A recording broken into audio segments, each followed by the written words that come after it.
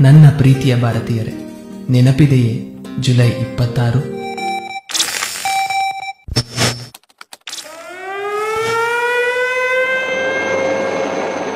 ಮೈ ಕೊರೆಯುವ ಚಳಿಯಲ್ಲಿ ರಕ್ತ ಹೆಪ್ಪುಗಟ್ಟಿಸುವ ಹಿಮದ ರಾಶಿಗಳ ನಡುವೆ ವೀರಾವೇಶದಿಂದ ಹೋರಾಡಿ ಮಾತೃಭೂಮಿಗಾಗಿ ಮಣ್ಣಲ್ಲಿ ಮಣ್ಣಾದ ಸಾವಿರಾರು ಸೈನಿಕರು ನಮಗಾಗಿ ನೀಡಿ ಹೋದ ವಿಜಯದ ದಿನ.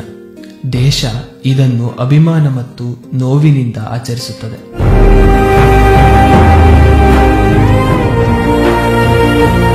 ನಮಗಾಗಿ ಮಡಿದವರ ನೆನಪಿನಲ್ಲಿ ತುಂಬಿ ಬರುವ ಕಣ್ಣೀರಿನ ನಡುವೆ ಅವರ ತ್ಯಾಗ, ಧೈರ್ಯ, ಸಾಹಸ, ಬಲಿದಾನದ ಪ್ರತೀಕವೇ ಕಾರ್ಗಿಲ್ ದಿವಸ.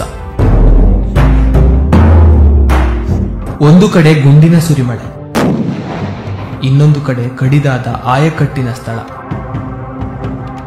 ಮತ್ತೊಂದು ಕಡೆ ಮೈಕೊರೆಯುವ ಚಳಿ, ಮಗದೊಂದು ಕಡೆ ರಕ್ತದ ಮಡುವಿನಲ್ಲಿ ಬಿದ್ದ ರಾಶಿ ರಾಶಿ ಹೆಣಗಳು. ಅಬ್ಬಾ, ಎಂತಹ ಭಯಾನಕ ಸನ್ನಿವೇಶ! ಒಬ್ಬ ಸಾಮಾನ್ಯ ಸತ್ತರೆ ಆತನ ಬಂಧು ಬಳಗದವರು ಮಾತ್ರ ಕಣ್ಣೀರಿಡುತ್ತಾರೆ. ಆದರೆ ಒಬ್ಬ ಯೋಧ ಮಡಿದರೆ ಇಡೀ ದೇಶವೇ ಕಣ್ಣೀರಿಡುತ್ತದೆ. 125 ಕೋಟಿ ಜನರ ಮನ ಮಿಡಿಯುತ್ತದೆ. ಇವತ್ತು ಕಾರ್ಗಿಲ್ ವಿಜಯೋತ್ಸವ. ಕಾಲ್ಕೆರೆದು ಯುದ್ಧಕ್ಕೆ ಬಂದ ಪಾಕಿಸ್ತಾನಿಗಳನ್ನ ನಮ್ಮ ಸೇನೆ ಅಟ್ಟಾಡಿಸಿ ಹೊರನೂಕಿದ ಸ್ಮರಣೆಯ ದಿನ.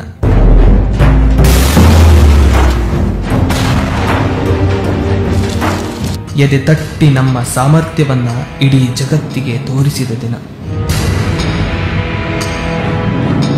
ಭಾರತಾಂಬೆಯ ರಕ್ಷಣೆಗೆ ಬಲಿದಾನಗೈದ ನೂರಾರು ಸೈನಿಕರ ತ್ಯಾಗವನ್ನು ತಿಳಿಸುವ ದಿನವೇ ಕಾರ್ಗಿಲ್ ವಿಜಯೋತ್ಸವ. ಜೈ ಹಿಂದ್, ಜೈ ಭಾರತ ಮಾತೆ.